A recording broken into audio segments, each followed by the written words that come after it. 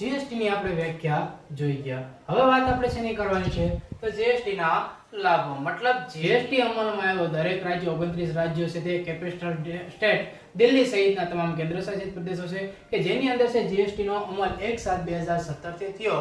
એનાથી આપણને છે, સરકારને છે, ગ્રાહકને છે, કયા વ્યક્તિને છે કેટલો ફાયદો થયો એ આ ફાયદાની આપણે વાત કરવા જઈ રહ્યા છીએ. તો પહેલો ફાયદો છે, પહેલો મુદ્દો શું આવશે તો કે કેન્દ્ર સરકારની આવક વધશે. મતલબ છે હવે જીએસટી દરેક રાજ્યમાં છે, દરેક રાજ્ય છે જીએસટી નો કર ઉઘરાવી અને પોતાનો કર છે કોને આપતા હોય છે કેન્દ્ર સરકારને મોકલતા હોય છે. દરેક રાજ્ય છે, માનો કે ગુજરાત છે તો ગુજરાત છે પોતાનો કર છે ઉઘરાવી અને કેન્દ્ર સરકારને આપશે. રાજસ્થાન છે તો રાજસ્થાન રાજ્ય છે પોતાનો કર ઉઘરાવી અને સરકારને આપશે. મતલબ છે બધા રાજ્ય પોતાનો કર ઉઘરાવી કેન્દ્ર સરકારને આપશે. એટલા માટે કેન્દ્ર સરકારની આવકમાં વધારો થતો હોય છે. તો કેન્દ્ર સરકારની આવક વચ્ચે જે મુદ્દાની અંદર આપણે લખવાનું રહેતું હોય છે કે તમામ રાજ્ય છે પોતાનો કર ઉઘરાવી કેન્દ્ર સરકારને આપશે, જેના કારણે કેન્દ્ર સરકારની આવક વધે છે. બીજું આવશે રાજ્ય સરકારની આવક આવશે. પહેલા આપણે કીધું હતું કે રાજ્ય સરકારને છે કોઈ ટેક્સ મળતો નહીં. એક્સાઇઝ ડ્યુટી જે ભરવાની રહેતી, એક્સાઇઝ ડ્યુટી સીધી કોને મળતી હતી? કેન્દ્ર સરકારને મળતી હતી. રાજ્ય સરકારને કાંઈ મળતું નહીં. પણ હવે અમુક ટકા કર છે એ રાજ્ય સરકાર પહેલા ઉઘરાવશે, અમુક ટકા કર પોતાની પાસે રાખશે, જેના કારણે રાજ્ય સરકારની આવક પણ વધતી હોય છે. મતલબ રાજ્ય સરકારની આવક વચ્ચે એની અંદર આપણે લખવાનું હતું કે સૌપ્રથમ છે તમામ પ્રકારનો કર કેન્દ્ર સરકારને મળતો, જ્યારે જીએસટી અમલમાં આવ્યો જેના કારણે હવે કર રાજ્યએ ઉઘરાવવાનો રહેતો હોય છે. તો અમુક ટકા કર છે રાજ્યને મળતો હોય છે, જેના કારણે રાજ્ય સરકારની આવક પણ વધતી હોય છે.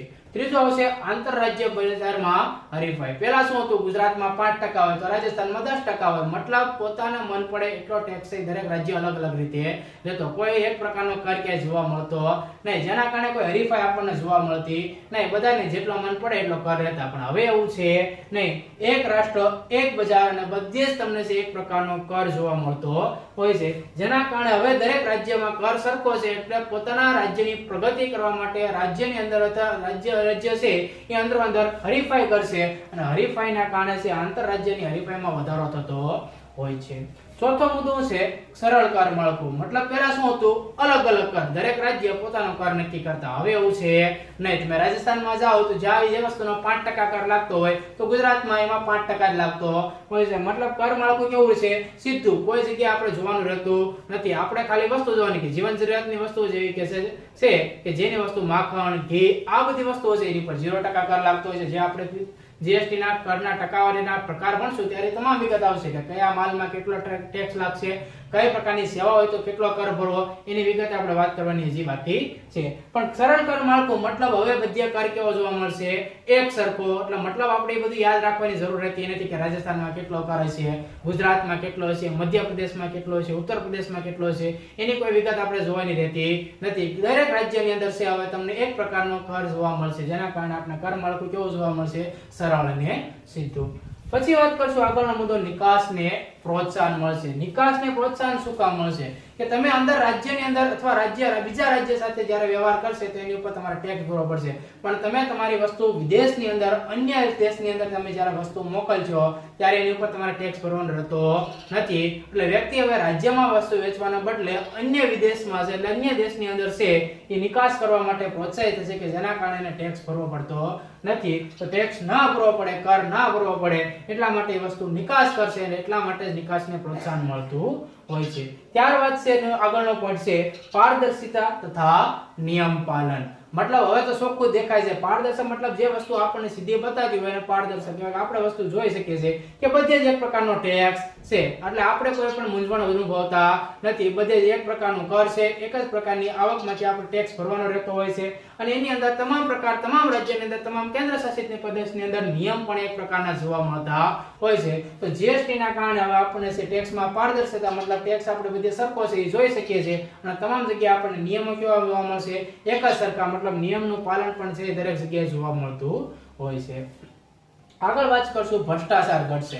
પહેલા શું થતું કે કોઈ રાજ્યમાં કોઈ ટેક્સ ઓછો લે તો જેના કારણે એની છે એ આવક વધારે જોવા મળતી હતી. ટેક્સ ઓછો હોય એટલે કોઈ વ્યક્તિ ટેક્સ ઓછો ભરે તો આવક એની વધારે જોવા મળે. તો અમુક રાજ્ય છે ટેક્સ વધારે લેતા, જેના કારણે આવક ઘટતી હતી. એવું પણ શક્ય બનતું હતું. તો હવે એવું જોવા મળશે નહીં. દરેક રાજ્યમાં ટેક્સ સરખો છે, મતલબ ભ્રષ્ટાચાર ક્યાંય જોવા મળશે નહીં. બીજું કે જ્યારે પણ તમે ટેક્સ ભરવા તમારો જતા હોય છે ત્યારે તમને એક અલગથી નંબર આપવામાં આવે છે જેને PAN પાન નંબર કહેવામાં આવતો હોય છે, જેને આપણે પાન કાર્ડ પણ કહેતા હોય છે. જ્યારે તમે તમારું નોંધણી કરાવો કે તમે ટેક્સ ભરવાનો છો, તમારી આવક મર્યાદા વધી ગઈ છે, તમે ટેક્સ ભરવા માંગો છો, ત્યારે તમને અલગથી પાન નંબર આપવામાં આવે છે. આ તમામ ઘટના છે એ ઓનલાઈન બનતી હોય છે અને ઓનલાઈન જ વસ્તુ ભરવાની રહેતા હોવાના કારણે કોઈ પણ લાગવા કરવામાં આવતી નથી, કોઈ પણ જાતનો ભ્રષ્ટાચાર જોવા મળતો નથી. છેલ્લો મુદ્દો આવશે એક રાષ્ટ્ર એક કર અને એક બજાર.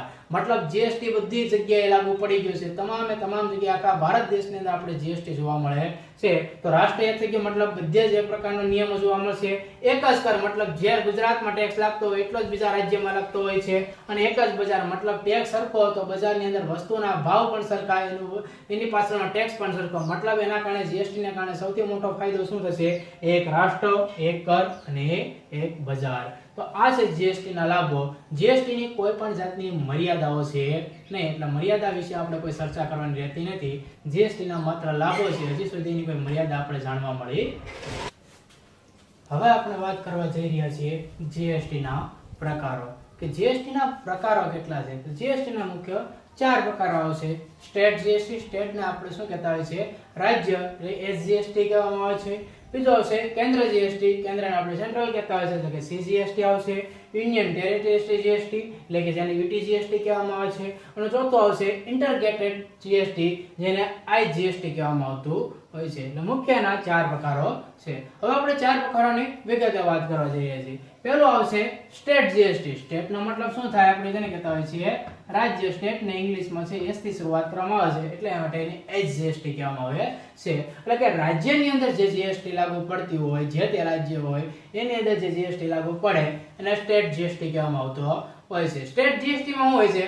ખાલી જે તે રાજ્યનું નામ આગળ લાગતું હોય છે. જેમ કે ગુજરાત છે તો ગુજરાતમાં શું લાગશે? Gujarat GST act 2017. આની જગ્યાએ રાજસ્થાન હોય તો કે રાજસ્થાન જીએસટી એક્ટ 2017. મધ્યપ્રદેશ રાજ્યમાં હોય તો કે મધ્યપ્રદેશ જીએસટી એક્ટ 2017. મતલબ જે રાજ્ય એનું નામ આગળ લાગશે, બાકી જીએસટી એક્ટ 2017 માં અમલમાં આવ્યો હતો એટલે પાછળ જીએસટી એક્ટ 2017 લગાડવામાં આવતું હોય છે. મતલબ રાજ્યની અંદર જે પણ વ્યવહાર થાય, રાજ્યની અંદર પોતાનો જે વ્યવહાર કરે એના માટે જે પણ ટેક્સ લાગતો હોય, જે પણ કર લાગતો હોય, જે પણ જીએસટી લાગતો હોય એ તમામ સમાવેશ કેમાં થાય છે? એ જીએસટી, જેને સ્ટેટ એટલે કે રાજ્ય જીએસટી કહેવામાં આવતો હોય છે. મતલબ રાજ્યની અંદર જે વ્યવહાર થાય એની અંદર જે જીએસટી લાગુ પડતી હોય એને સ્ટેટ જીએસટી કહેવામાં આવતી હોય છે.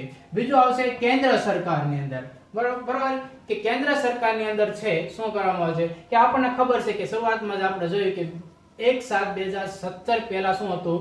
Excise duty. મતલબ એક્સાઇઝ ડ્યુટી હતી એ કોને મળતી હતી? કેન્દ્ર સરકારને. પણ જીએસટી એટલે એક્સાઇઝ ડ્યુટી લુપ્ત થઈ ગઈ, મતલબ એક્સાઇઝ ડ્યુટી હવે મળતી નથી. એટલે એક્સાઇઝ ડ્યુટીની જે આવક છે એ કેન્દ્ર સરકારે ગુમાવવી પડતી હોય છે. તો હવે કેન્દ્ર સરકાર શું કરશે? એ આવક ક્યાંથી પ્રાપ્ત કરશે? રાજ્ય સરકાર પાસેથી પ્રાપ્ત કરશે. કે જીએસટી ની આવક છે એ કોની પાસે મેળવશે? રાજ્ય સરકાર પાસે. શું કામ? કારણ કે એક્સાઇઝ ડ્યુટી જે મળતી હતી હવે ગુમાવી દેવી પડી છે. તો રાજ્ય સરકાર પાસેથી જે આવક કેટલા ટકા એટલે કે કેવી રીતે પ્રાપ્ત કરવી એ કેની અંદર સમાવેશ થાય છે? તો કે કેન્દ્ર જીએસટી, જેને સીજીએસટી કહેવામાં આવતી હોય છે. મતલબ એક્સાઇઝ ડ્યુટી ગુમાવવાના કારણે કેન્દ્ર સરકાર રાજ્ય સરકાર પાસેથી જે આવક પ્રાપ્ત કરે એને કેન્દ્ર જીએસટી કહેવામાં આવતું હોય છે.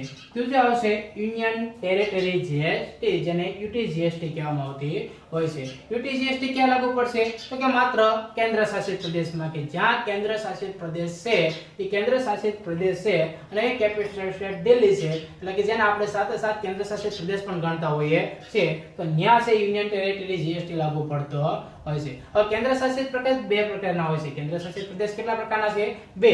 એક કે જેને વિધાનસભા છે અને એક કે જેને વિધાનસભા નથી. તો કેન્દ્ર શાસિત પ્રદેશ બે એવા છે કે દિલ્હી અને પોંડિચેરી, બે એવા કેન્દ્ર શાસિત પ્રદેશ છે જેને પોતાની વિધાનસભા છે અને બાકીના જે 5 છે એને પોતાની વિધાનસભા છે નહીં. તો જ્યારે કોઈ પણ જાતનો વ્યવહાર કેન્દ્ર શાસિત પ્રદેશમાં થશે ત્યારે એની ઉપર જે જીએસટી લાગુ પડશે એને યુનિયન ટેરેટરી જીએસટી એટલે કે યુટી જીએસટી કહેવામાં આવતું હોય છે. અને ચોથો અને છેલ્લો પ્રકાર આવશે ઇન્ટરગ્રેટેડ. ઇન્ટરગ્રેટેડ નો મતલબ શું થાય? સંકલિત, ભેગું કરવું. આપણે ગુજરાતી ભાષામાં એને સંકલન એટલે ભેગું કરવું કહેતા હોય છે. તો ઇન્ટરગ્રેટેડ જીએસટી આઈજીએસટી ચોથો પ્રકાર છે. તો આઈજીએસટી જ્યારે લાગુ પડશે? એક રાજ્ય બીજા રાજ્ય સાથે, એક રાજ્ય બીજા કેન્દ્ર શાસિત પ્રદેશ સાથે, અથવા તો કોઈ કેન્દ્ર શાસિત પ્રદેશ બીજા કેન્દ્ર શાસિત પ્રદેશ સાથે, કે કોઈ કેન્દ્ર શાસિત પ્રદેશ બીજા રાજ્ય સાથે જ્યારે વ્યવહાર કરશે ત્યારે ઇન્ટરગ્રેટેડ જીએસટી માં લાગુ પડતી હોય છે. મતલબ ચાર પ્રકાર છે. પહેલું સ્ટેટ જીએસટી કે જે રાજ્યની અંદર લાગુ પડશે માત્ર પોતાના રાજ્યમાં.